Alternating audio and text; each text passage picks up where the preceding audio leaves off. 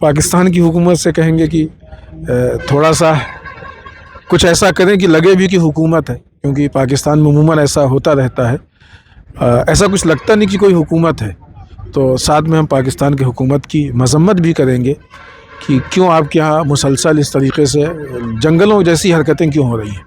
السلام علیکم آقا۔ وعلیکم السلام ورحمۃ اللہ وبرکاتہ۔ ابھی جو اسلام آباد میں مسجد کے اندر بم بلاسٹ ہوا ہے، اس سے متعلق آپ کیا تاثرات پیش کرنا چاہیں گے؟ بسم اللہ الرحمن الرحیم، انا للہ و انا الیہ راجعون۔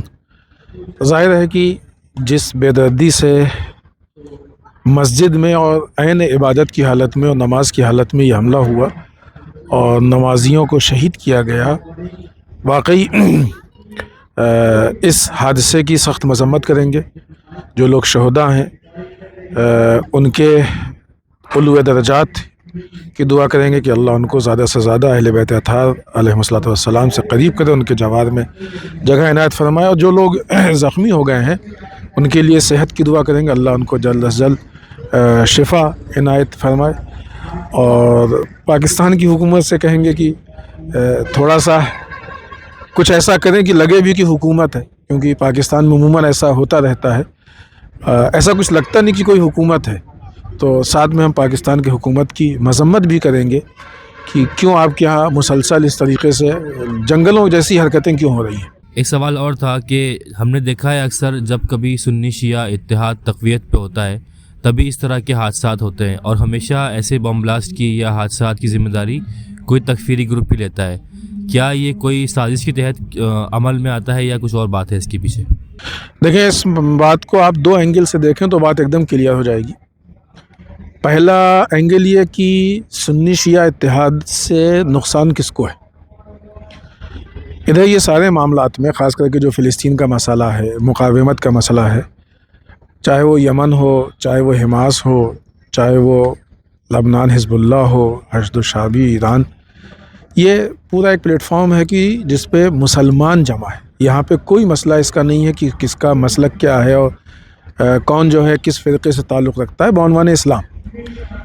یہ جو مقاومت ہے یہ امریکہ اور اسرائیل کے لیے سخت ترین مشکل ہے، یعنی واقعی وہ مقابلہ اس کا نہیں کر پا رہے ہیں، 12 دن کی جنگ ہارے، انٹرنل معاملات میں ہارے، ابھی تو دیکھیں آپ بہت بری طریقے سے ذلیل بھی ہو گئے۔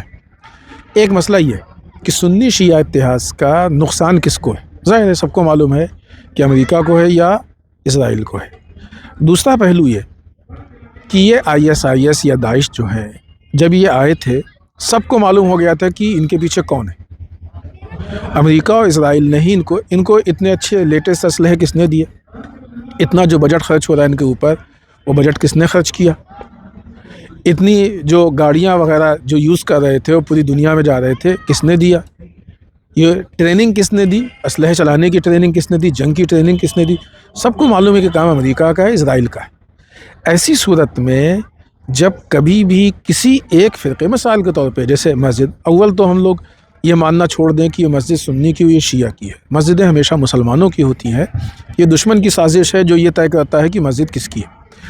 اگر کسی مسجد میں جس کو ہم شیعہ مسجد کہتے ہیں اور ایک مسلک سے منسوب ہے، وہاں پہ بلاسٹ ہوتا ہے، اور مثال کے طور پہ یہ ISIS والے بلاسٹ کرتے ہیں اور اس طرح کے حملے کرتے ہیں، تو اس طرح کی جو باتیں آتی ہیں کہ سنیوں نے شیعہ مسجد میں کر دیا، یہ ایکچولی وہ باتیں ہیں کہ جو امریکہ اور اسرائیل کے اہداف کو پورا کرتی ہیں۔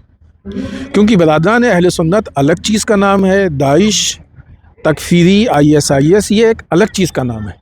ISIS امریکہ اور اسرائیل کی بنائی ہوئی ان کی ناجائز آرمی ہے۔ جائز آرمی تو وہ ہوتی جو آفیشیل ہو، یہ ناجائز آرمی ہے کہ جو ان کے اہداف و مقاصد کو پورا کر رہی ہے۔ جب ISIS آئی تھے اور پوری دنیا میں ہنگامہ تھا اور امریکہ اور اس طرح کی باتیں آئی تھیں کہ 30 سال تک ہم ان کو کچھ نہیں کر سکتے، فلاں فلاں، اس وقت کس نے اس کو ختم کیا؟ ایران نے تو ہی اس کو ختم کیا ہے۔ تو ان کو مسلمان بعنوان اسلام پہچاننا، ان کی حرکتوں کو اسلام کہنا، یہ سب سے بڑی حماقت ہے، یہ سب سے بڑی انسان کی نادانی ہے، غلطی ہے۔ تو سب سے پہلے یہ طے ہو کہ یہ مسلمان نہیں ہے، لہذا مسئلہ ہی ختم ہو گیا۔ اور یہ جو اس طرح کے اٹیک ہوتے ہیں، بلاسٹ ہوتے ہیں، اس کا مقصد ہی یہی ہوتا ہے کہ آپ سنی شیعہ مسئلے میں الجھ جائیے، اتحاد کو نقصان پہنچے، جب اتحاد کو نقصان پہنچے گا آپ کمزور ہوں گے، تو ظاہر سی بات ہے کہ امریکہ خود بخود مضبوط ہو جائے گا. امریکہ یا اسرائیل کی اپنی طاقت نہیں ہے, وہ تو دکھ گیا. مسئلہ یہ ہے کہ وہ ہم کو کمزور کر کے فائدہ اٹھاتا ہے. تو اس طرح کی جو حرکتیں ہوتی ہیں یہ انہی اہداف کے تحت ہوتی ہیں, یہ سازش ہے.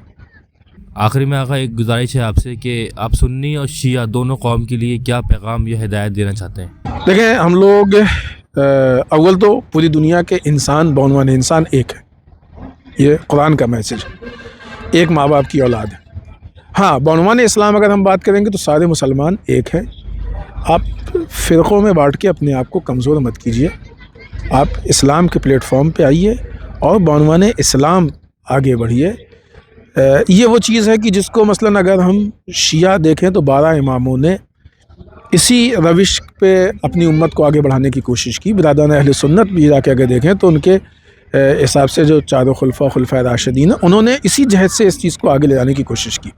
ہم نے یہ بات عرض بھی کی کسی جگہ پہ کہ ادھر ہمارے عقیدے کے اعتبار سے ائمہ کے زمانے میں مسلمانوں کی مسجدیں الگ نہیں ہوئی تھیں, اور جائز جب ائمہ کے زمانے میں تو ان کے خلفاء کے زمانے میں بھی مسلمانوں کی مسجدیں الگ نہیں ہوئی تھیں.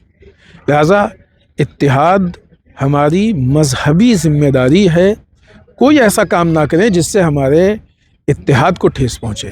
لہٰذا افواہوں پہ نہ جائیں, نگیٹو پروپیگنڈے پہ نہ جائیں, دشمن کی سازشوں کا شکار نہ ہوں. ہر چیز کو بنیاد سے پہچان کے پھر اس کے بعد اس پہ کوئی اقدام کیا. بہت شکریہ آقا. السلام علیکم ورحمۃ اللہ وبرکاتہ.